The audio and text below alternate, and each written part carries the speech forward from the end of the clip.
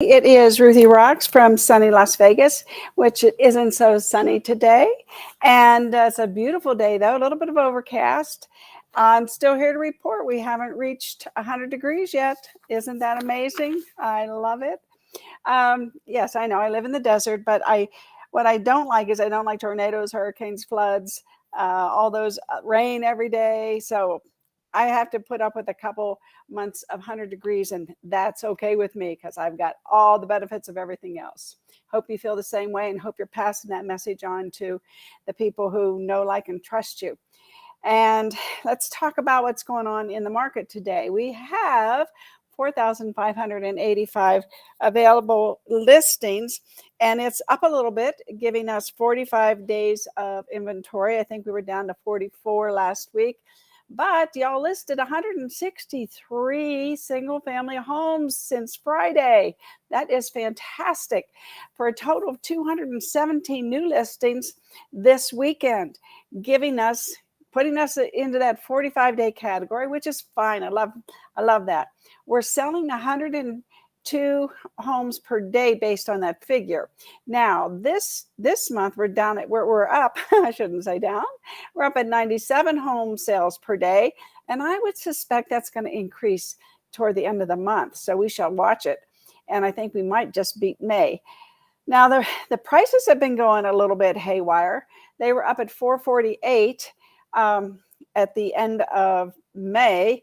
Now they're edging down a little bit. Yeah, they're coming down a little bit. I wonder if that has to do with the interest rates. Possibly. And we shall see as things progress here. The feds say they're going to raise them again, but we shall see. You never know till they actually come out, because they are like hard to track and hard to figure out why they're doing what they're doing. Anyway, getting back here to us, we have 31% of our inventory is in the sweet spot, 448,000 and under. So that's 1,063 single family homes, and which is fantastic that we have that many. Think about it. It is good. We're going to talk about inventory across the nation here in just a minute. But let's see, we are selling $3.7 million homes a day. That's another good thing. I think it's going to hover. I don't know if it's going to hit 4 this year. We shall see, because we got a lot of activity coming toward the end of the summer, beginning of fall, with the Formula One, with the Madison Square Garden Sphere, with possibly the Oakland A's. We're still not sure if we're going to do that. I think they're meeting today. The legislature's having a special meeting to determine if they want the public to fund, what is it, $380 million. And I think when they look at the bottom line and what it's going to bring to the city, they may, I would think, determine to do it. But we shall see. We shall see. We're on hold with that. Hopefully by Wednesday we'll know. But yeah. Getting back here, 26% of our daily sales are to investors. What's beautiful about that? Most of them are cash buyers, which solidifies our market, continues to solidify our market, because when you have cash invested in real estate, then the market can go up and down, and it doesn't affect us. The sky is not going to fall. I talk about that all the time because I am really, really hot on that. Anything else going on here? Not really. Everything else is copacetic. I think we're good. We're good. So we're going to put this down. We're going to bring another chart up here. Let's talk about the national inventory for just a minute. Why? Because this affects us. And it really does. What's going on with inventory in the nation affects us, because guess what most of our sales come from, right? People that are moving here. Most of our rentals or sales are coming because people are moving here. So from June 2nd to June 9th, the inventory rose from 436,000 to 443,000 nationwide. Now, this is from Altos. Now, Altos is not like Realtor.com. Altos is from Housing Wire, does the stats for Housing Wire. Realtor.com lumps in things that haven't closed escrow but are in process. So I don't know when they're going to change that. In the meantime, we don't use it because it doesn't really reflect the market. So last year, June 3rd to the 10th, inventory rose from 368,000 to 392,000. You can see that we have more listings this year than last year. As of course, you know, that's what made our prices soar up there in the May, June time frame. It went up to what, 485, and then of course it went back down as interest rates went back up. So that's a good thing, though. I don't want the prices to go up more than 5 to 7% a year. Anyway, the inventory bottom for 2022 was 240,000. Wow, that was low, low, low. The peak, though, for 2023 so far is 472. So we're coming down 472,000 active listings across the United States. And so for context, the active listings for this week back in 2015, would you believe it was 1,182,000 active listings across the United States? That was in 2015. So yes, the market has changed. And what has happened here is, and I'm not a statistician, but there's more people buying homes than ever before. We have a backlog of buyers, actually, and you will see if you look at the new home stock, the new homes and their stock prices, they continue to go up because the economists know that there is a shortage of homes in this country. So they know that new homes are going to continue to sell, and they're very bullish on new homes. They are recommending that people put new home companies like Pulte into their portfolio. All right, what else is going on here? Moving right along. The number of homes for sale is rising the most in Sarasota, Florida, Nashville, Tennessee, Austin, Texas. You've got New Orleans. I don't know. They're probably not on the coast, right? Because every 2 years they have hurricanes there. Tulsa, Oklahoma, Raleigh, North Carolina, Wichita, and Vegas comes in number 8 where the number of new homes for sale is rising the most, which is good, right? Our inventory is really going up percentage-wise. You know, statistics sometimes can boggle your mind. Number 9 is Greenville, South Carolina, and number 10 is Omaha, Nebraska. So now when you look at this map, look over here in the West. We're the only one where the number of homes for sale is rising the most. Why do you think that is? People moving up? Well, why do people sell their homes? Death, divorce, diapers, diamonds. What's the other one? I forgot one. I'll think of it in a second. Death, diamonds, diapers. Oh, diplomas. Diplomas, yeah.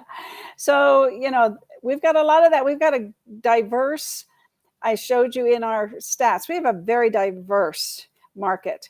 We have first-time home buyers. We have million-dollar home buyers. We have investors. And we have a sweet spot when it comes to the medium price. So we're good.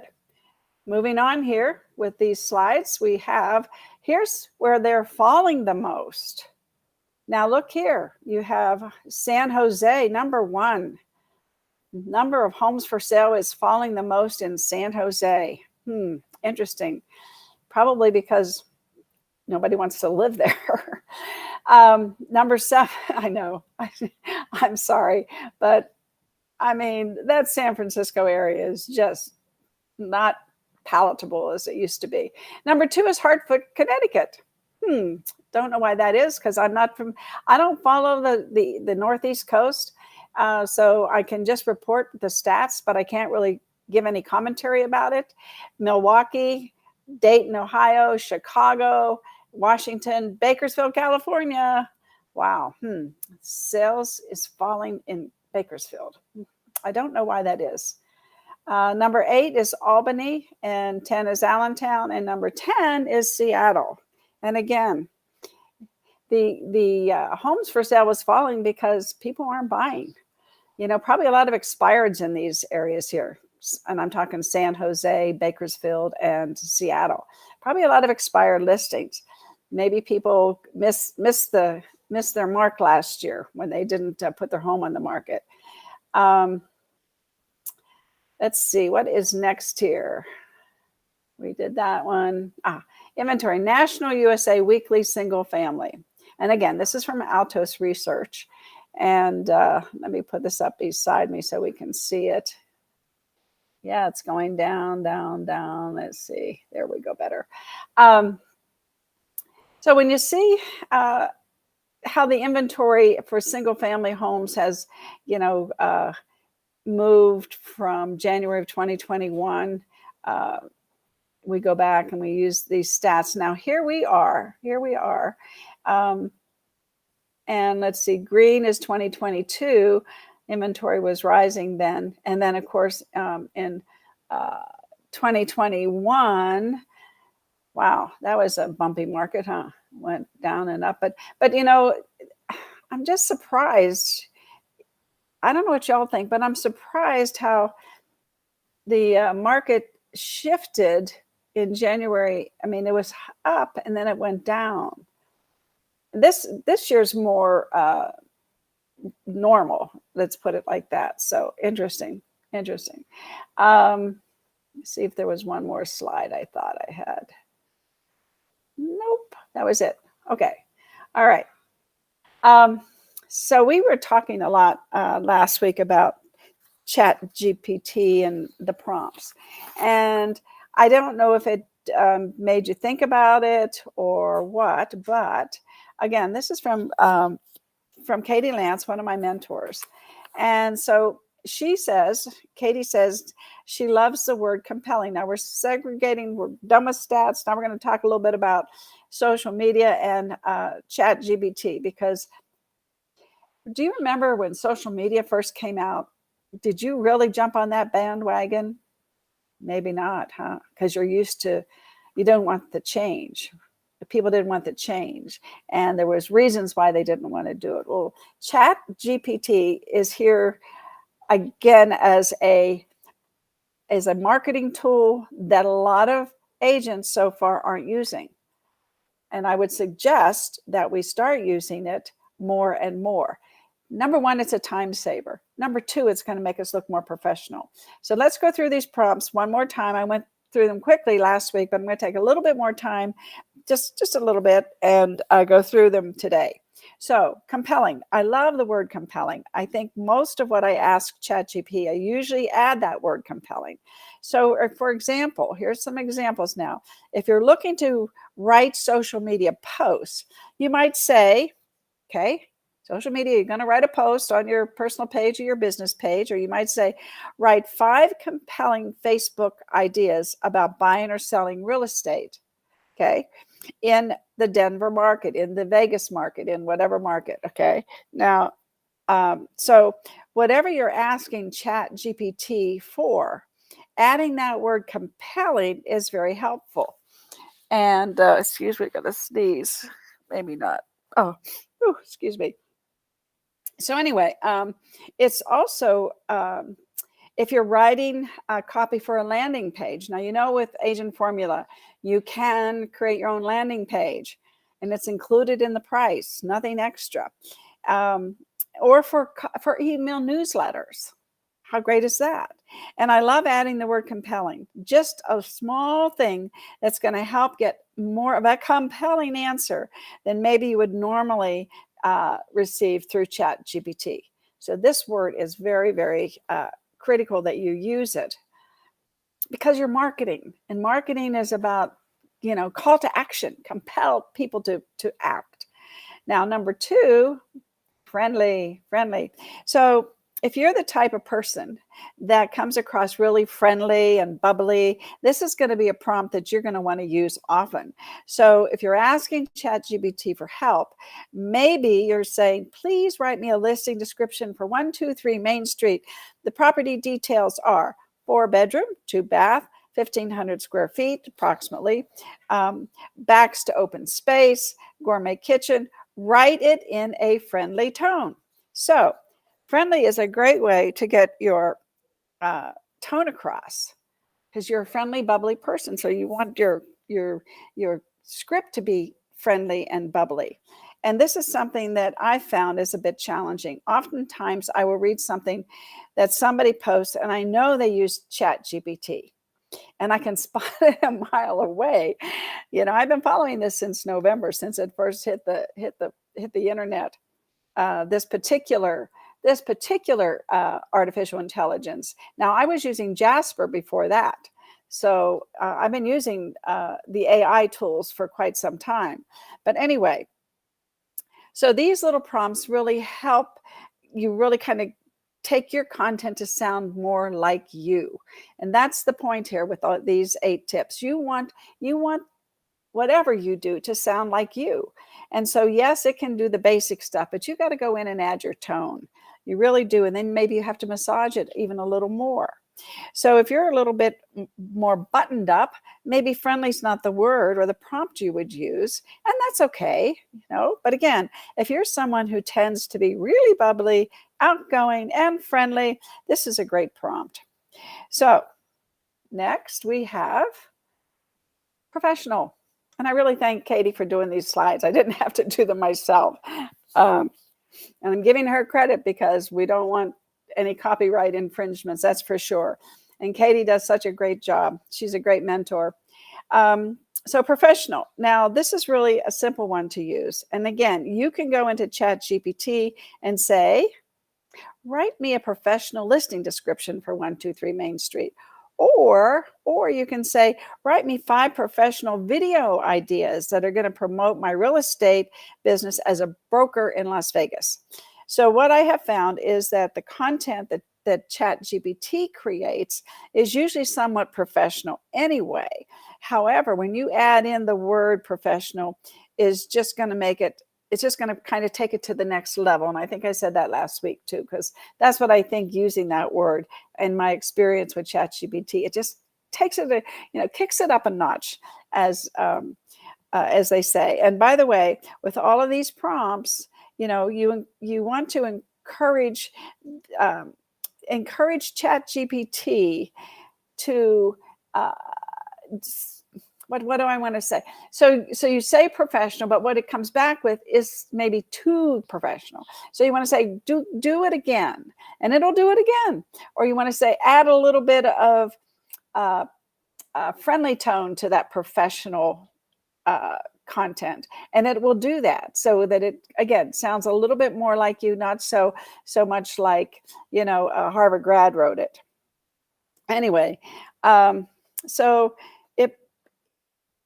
yeah, I would maybe do friendly professional or professional friendly. Try it both ways. I haven't done that, but try it.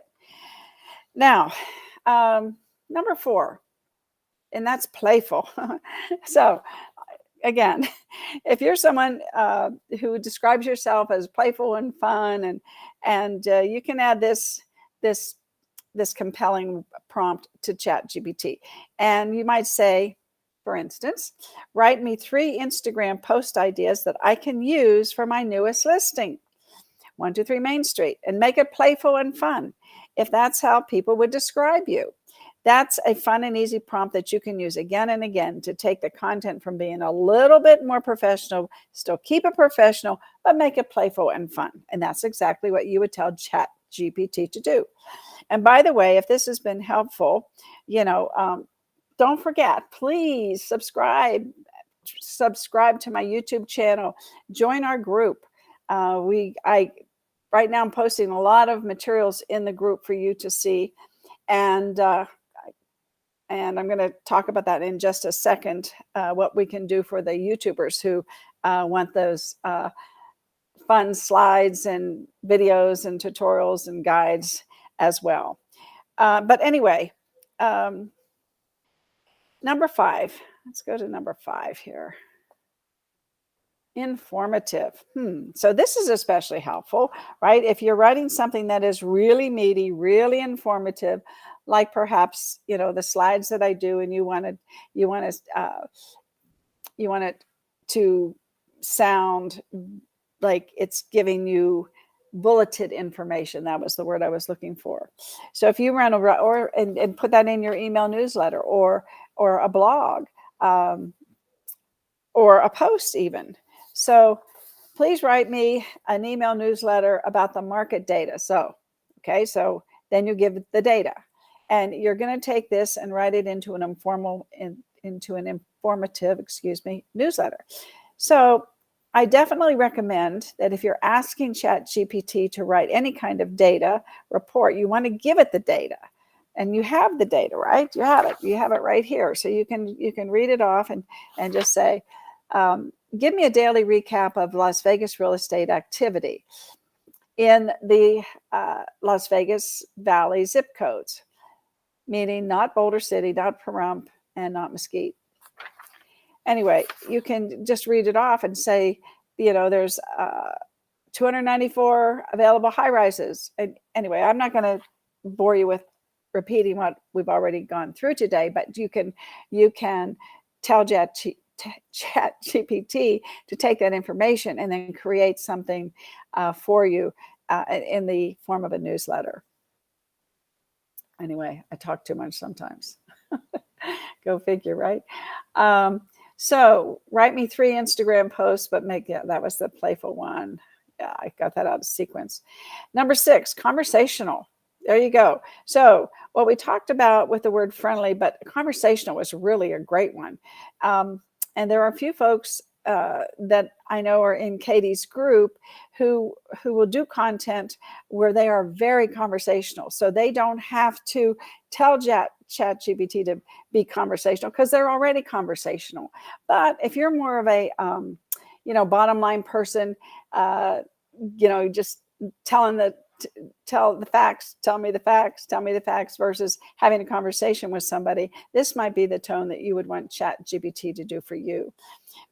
And any kind of video scripts, for heaven's sakes. I'm a little hesitant to use a video script because I tend to be conversational. So I don't really need ChatGPT to do my scripting for my video, but you might, especially if you're new at it. What do I tell you? Go get a YouTube channel, make it private, and every day do a video. And you can use ChatGPT one day, maybe use your own tone, conversation, whatever the next day, and just refine it until after 30 days, you're just going to be a snap at it. Next to the last is funny.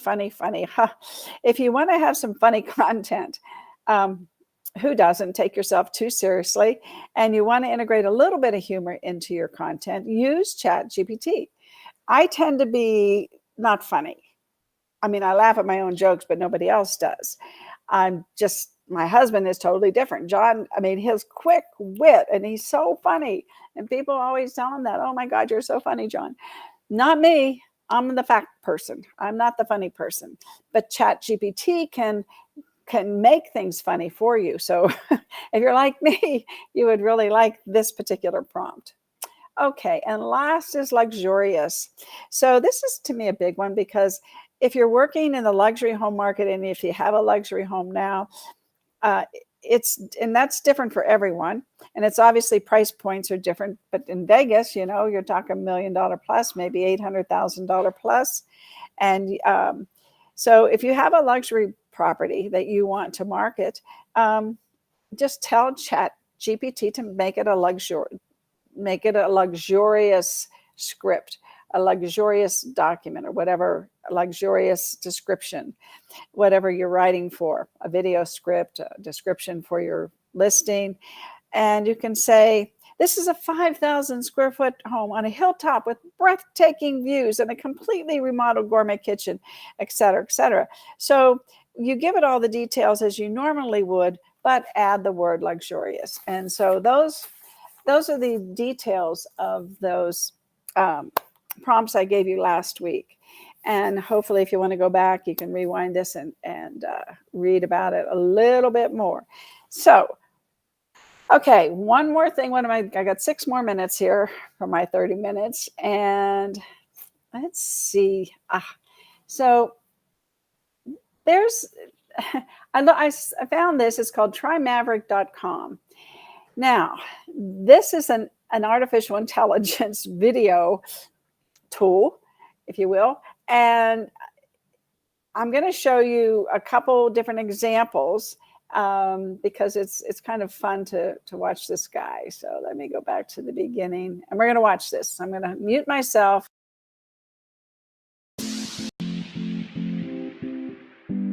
Adrian, you just made the best decision that you could have made. Jamal, thanks for supporting our store. Caleb, thanks for supporting our store. Lucy, thanks for supporting our store. Teresa. Now, the previous fellow, let's back this up a little bit here. Where did he go? Okay, so here's the point they're making. If you're doing personalized videos, you start out, you're good. But then by the time you're like to the third or fourth or fifth person, it's like you get tired, right? But you're trying to personalize someone who you want to connect with their name. And so that's what this video is about, making personalized videos. Thank you for your... Teresa. Thank you for your purchase. Jocelyn. Thank you for your purchase. Casey. Thank you for your purchase.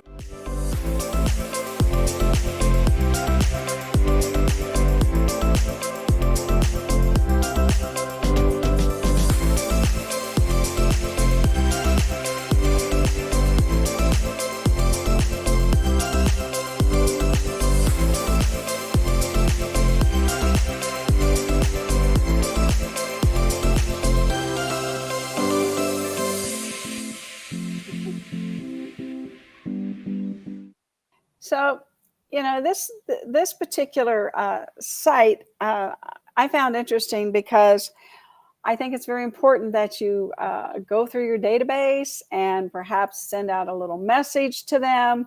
And what it does is it takes about 45 minutes of your time, but it saves you hours of your time, because what it does is you're going to do a video. Yes, you're going to do a video, and then you're going to give it your the names of the people that you want them to put into that video. And artificial intelligence is pretty smart, because it takes the tone of your voice, and like you couldn't tell that those people, when they said the other people's name, you couldn't tell, right, that they weren't saying it, because there's software out there that can take your tone and digitize it, if you will, and say, "And thank you for your purchase. Susie, thank you for your purchase. John, thank you for your purchase. I so enjoyed working with you." Whatever it is. Now we say purchase, but we're maybe thank you for buying a home, or thank you for responding to my newsletter, or something, whatever the message is, because you have to bring them back into real estate. You want them to think that you are being very personal. And the thing is, you do appreciate, you're not being phony or fake. You do appreciate what they did, or that they responded, or whatever they did. But it takes so much time, especially if you got a good database of 100, 200 people, and you want to go through there. And maybe you might say in your newsletter, "Hey, Ruthie, how about if I just create an annual market equity review of your home? Just respond with a yes, and I will send you one once a year and follow up with you if you want to talk about it." And so you can go through your whole database like that, and hopefully you have a farm, hopefully you have their name, hopefully you have their email address, and you can just go ahead and give Maverick, try Maverick.com, give them your little video, and give them the list of names, and they will create those videos. They even can send them out for you too. So that's a whole nother subject, but I'm just saying there's AI tools out there that can do that. And my big point is, if you're not using artificial intelligence, you need to think about it, because it's going to be a marketing tool that you are going to want to use. Why do I say that? I got 30 seconds to say it. Because as soon as everybody else starts doing it and you're not doing it, just like, remember social media back when? 2006 and you didn't start doing it, or maybe you did, whatever it was, whichever way you went, you're doing it now. And so you want to be on that cutting edge and get comfortable with it. Remember, uncomfortable becomes comfortable with practice and action, and that's what you need to do. I hope you have a great day. See what we're going to do on Wednesday. I think we're going to go a little bit deeper into chat GPT and artificial intelligence applications, because you need to get on that bandwagon. I love you all. Have a wonderful day. Go Knights, go. We're 3-1. We got to win tomorrow night. So everybody put those positive vibes into the universe. We're going to win. Love